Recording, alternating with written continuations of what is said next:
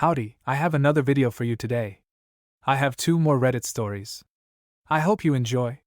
Here is the title of the first story. Stepdad tries to charge me rent, but he didn't know I was the owner. I gave him an ultimatum. I always knew my stepdad didn't like me. He tolerated me because of my mom, but the second she wasn't around, he treated me like a nuisance, an unwanted guest in my own home. And when I say my own home, I mean that literally. But he didn't know that yet. My dad passed away when I was 10.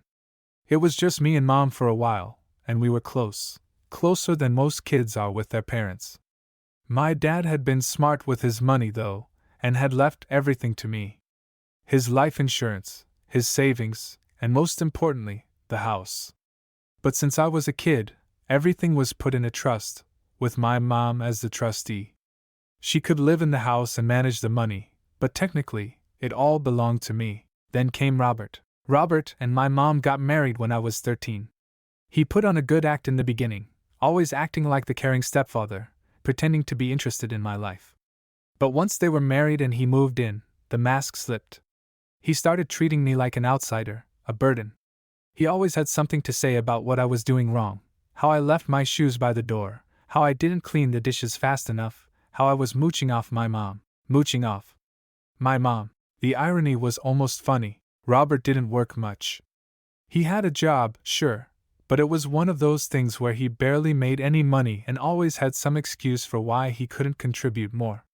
Meanwhile, my mom was working herself to exhaustion to pay the bills, even though my dad had left enough for us to live comfortably. But Robert always found ways to spend the money. New gadgets, expensive hobbies, even a motorcycle that he claimed was a good investment. Mom never said no to him. I think she was just desperate to keep him happy. In the beginning, I tried to ignore the little things. But over time, I realized how manipulative Robert could be. He'd act sweet to my mom in front of me, but the second she was out of sight, he would flip the switch. I remember one time I had a school project due, and I needed to use the computer in the living room. Robert had been sitting in front of the TV for hours, but when I asked him if I could use the computer, he just stared at me coldly and said, "You don't need it that badly, do you?" It was a small thing, but it hurt. It hurt more because I knew it was part of his game. He was always trying to make me feel small, trying to diminish my needs. Robert was manipulative in ways that were both subtle and overt. At first, it was little things. If I left my plate in the sink for more than 5 minutes, he'd sigh loudly and tell my mom how some people just do not understand responsibility. If I got a bad grade, he'd shake his head and mutter about how real men know how to work hard. But it escalated as time passed. He started making rules for me that he didn't follow himself. No eating in the living room, except for him. No leaving lights on, except when he forgot. He would start arguments with my mom about me, calling me lazy and entitled, planting seeds of doubt in her mind. And the worst part? Sometimes I could tell she was starting to believe him. It was like he was slowly trying to convince her that I was the problem. That I was the ungrateful child who couldn't appreciate what he was doing for us. He'd tell her things like, "Why don't you just let me handle the finances, babe? I'm the man of the house now, after all." Every time I overheard those conversations, I felt more and more like an intruder in my own home. He made my life miserable in more direct ways, too. If I was watching TV, he'd come in and change the channel without a word. If I left my schoolbooks on the counter, he'd move them somewhere ridiculous, like the top of the fridge, just to make my life harder. And if I ever called him out, he'd act like I was crazy, gaslighting me into thinking I was imagining things. There were nights when I would lay awake, wondering if I was losing my mind. I tried talking to my mom about it once, but she just said I was being too sensitive, too dramatic. I felt trapped. By the time I was 16, I had learned to stay out of his way. I had my own part-time job, saved as much as I could, and counted down the days until I turned 18. Because once I did, everything in that trust, the house, the money, would legally be mine. I didn't plan on throwing my mom out, of course. But Robert? That was a different story. A month before my 18th birthday, Robert started making comments. "Once you turn 18, you're gonna have to start paying rent. Nothing in life is free, you know. It's time you learned some responsibility. I just nodded and played along, knowing exactly what was coming. He had no idea what was about to hit him. The day after my birthday, Robert smirked at me over breakfast and handed me a printed-out lease agreement. He had actually taken the time to type one up. You're an adult now. If you want to stay under my roof, you're gonna have to pay your fair share. My roof. That was the moment I had been waiting for. I took my time, sipping my orange juice, glancing over the lease like I was actually considering it. Then I set it down and looked Robert right in the eyes. This isn't your roof. The confusion on his face was almost comical. He thought I was just being defiant, a bratty teenager trying to argue. But I stood up, walked over to the drawer where my mom kept important documents, and pulled out the house deed. I had been waiting years for this. I slid it across the table to him, tapping my finger on the owner's name. Mine. Silence. Robert's face went through a range of emotions: confusion, disbelief, anger. He looked at my mom like she was going to bail him out, but she just sat there, eyes downcast, hands trembling. She had known. She just never told him. You're lying, he spat. No, I'm not. I turned 18 yesterday. The house legally transferred to me. You've been living in my house. I let that sink in for a moment before continuing. And if you want to keep living here, you're gonna have to start paying me rent. Robert exploded. He went on a rant about how he had been supporting the household, a lie, how he had been taking care of my mom, another lie, and how I was just an ungrateful brat. I let him vent. When he finally stopped, breathing heavily, I simply crossed my arms and said, "You've got 30 days to get out." It was beautiful. The way his face turned red, the way his mouth opened and closed like a fish gasping for air. He turned to my mom, demanding that she do something, but she just shook her head. She wasn't going to go against me. Not anymore. I had been waiting for this moment for years. And I wasn't about to let him twist everything around and take control of what was mine. For the next few weeks, Robert tried everything. He tried to convince my mom to sign over the house to him. He tried to guilt-trip me, saying I was tearing the family apart. He even tried to sabotage the house, breaking things, letting trash pile up, but it didn't work. I had been waiting for this moment for too long to let him ruin it. Every time I looked around the house, I saw the damage he had done: the broken door handle, the missing light bulbs, the stains on the carpet. It made me furious, but I knew this was the moment I had to take back control. The days ticked by. I started making plans. I moved some of my dad's old things back into the house, reclaiming the space as my own. I started cleaning, repainting, fixing up the damage Robert had done over the years. Every time he walked through the house and saw me taking ownership of it, I could see the defeat growing in his eyes. He knew his days were numbered. On the 30th day, I stood in the doorway as Robert carried his last box out to his car. He looked at me with pure hatred. "You'll regret this," he said. I just smiled and shut the door in his face. For the first time in years, the house actually felt like home again. A few months passed, and life got better. My mom seemed lighter, freer. She started going out with friends again, smiling more, laughing. She even got a promotion at work, something Robert had always discouraged her from pursuing. I was able to focus on my own future without his negativity weighing me down. And Robert? Last I heard, he was couch surfing at a friend's place, still trying to figure out where things had gone wrong.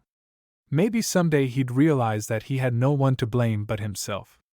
He had tried to control everything, and in the end, he had nothing. But that wasn't my problem anymore. That is the end of the first story. I want a lot of things in my life. However, something I want now is to have a picture of that stepfather realizing that he has no power and no ownership of the house he has been living in for almost a decade. That had to have been awesome. Let's get to the next story. Here is the title. The moment I finally confronted my abusive stepdad, exposed his lies, and took back control of my life. There are moments in life that change everything. The kind of moments that seem insignificant at the time, but when you look back, you realize those were the moments everything started to shift, the moments that built up to something bigger.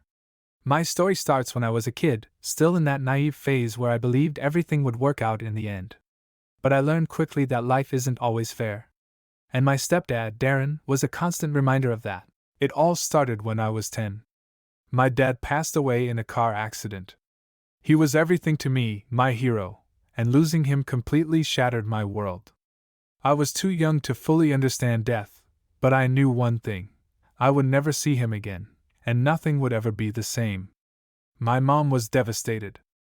I remember the hollow look in her eyes after the funeral, like she was walking through life in a fog. She tried her best to hold it together, but it was clear she was struggling. And that's when Darren entered the picture. At first, Darren seemed like a godsend. He was charming, kind, and just what my mom needed after the devastation of losing my dad. He came around to visit, bringing flowers, taking her to dinners, and being everything a grieving widow might hope for.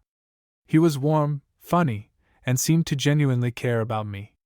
But what I didn't know at the time was that his charm was nothing but an act. When they got married when I was 13, I saw a side of Darren that I wasn't prepared for. When Darren first moved in, he acted like he was trying to be my friend. He'd joke around, give me advice on life, and talk about what it meant to be a man. I thought it was just his way of trying to fit into the family, but it didn't take long before I started noticing small things. Little jabs here and there, comments about how I should be more responsible, how I needed to be more mature. But it was subtle at first. It wasn't like he was overtly hostile. He just started stepping on my boundaries, little by little. If I was watching TV, he would come in and change the channel without asking. If I didn't do something exactly as he wanted, he'd sigh heavily and mutter about how lazy I was. The first real red flag came when I was 14. I remember it was a Saturday, and I was supposed to clean the garage. It wasn't something I wanted to do, but I had agreed to it. I was halfway through when Darren came in and told me I was doing it all wrong. I wasn't stacking the boxes properly, I was moving too slowly, and apparently I was just wasting time. He grabbed a box from my hands, threw it across the garage, and barked, "If you can't even do something simple like this, how will you ever be able to take care of yourself?" I stood there, frozen. I had never seen him so angry. I wasn't sure if it was the way he treated me or how much he thought I owed him for letting me live in his house that made me feel so small. But in that moment, I realized that something wasn't right. Things only got worse as time passed. Darren started making more rules. You can't eat in the living room. Don't leave the lights on. Take out the trash every day without being asked. But it wasn't just the rules that were the problem.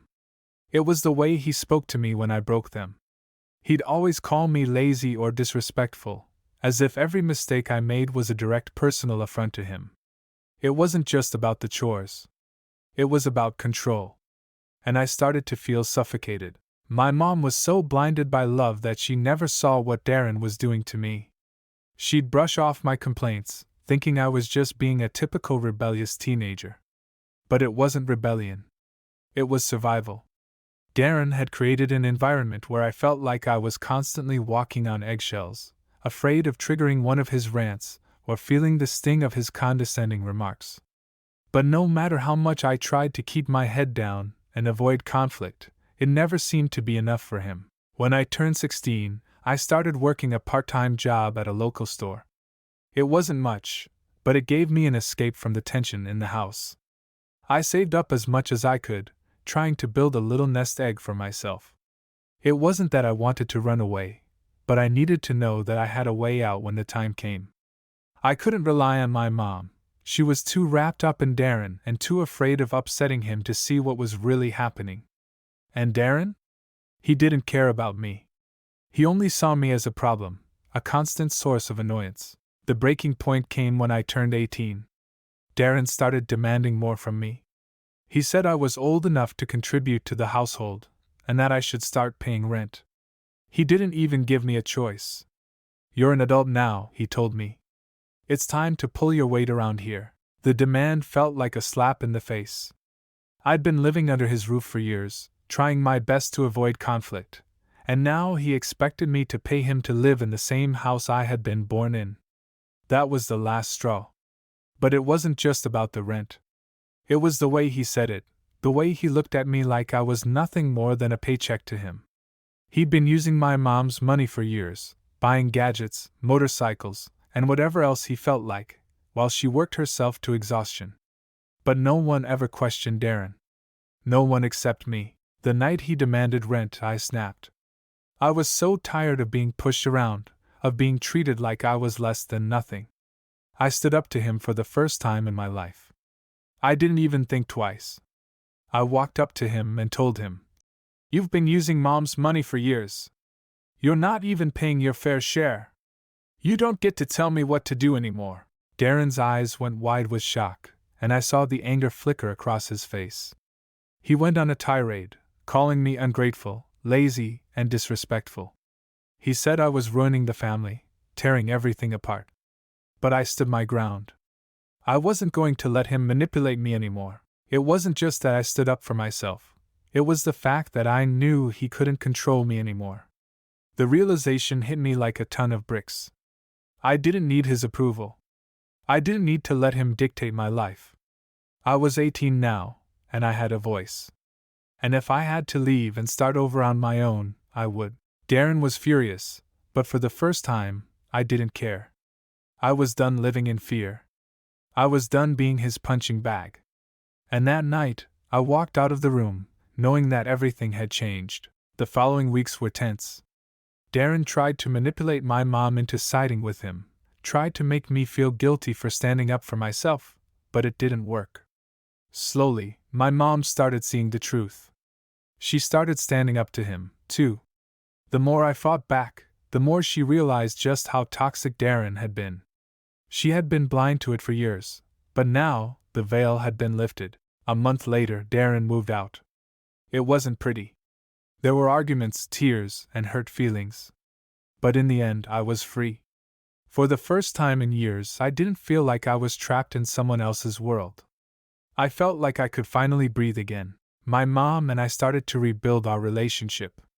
She began doing things she hadn't done in years, like going out with friends, laughing, and being herself. She even started working on her own career again, something Darren had discouraged her from doing. It felt like we were finally finding our way back to each other, and that was something I had longed for since my dad died. And as for Darren? Last I heard, he was living in a tiny apartment, struggling to make ends meet. He hadn't been able to keep up the facade anymore. The man who had tried to break me had ended up breaking himself. Looking back, I realized that standing up to Darren was the hardest thing I've ever done. But it was also the best thing. It wasn't just about him leaving. It was about reclaiming my life, my dignity, and my future. It was about proving to myself that I wasn't going to let anyone walk all over me. Not anymore. And for the first time in years, I finally felt free. That is the end of the story. I am so happy that I do not have to deal with a terrible stepdad. Most stepdads seem to be great people, but those terrible few seem to be some of the most annoying and greedy people. I hope you guys and gals don't have to deal with something as such. I hope you enjoyed the stories. There is a link in the description for my Reddit Stories playlist. Go watch them if you like. Have a great day.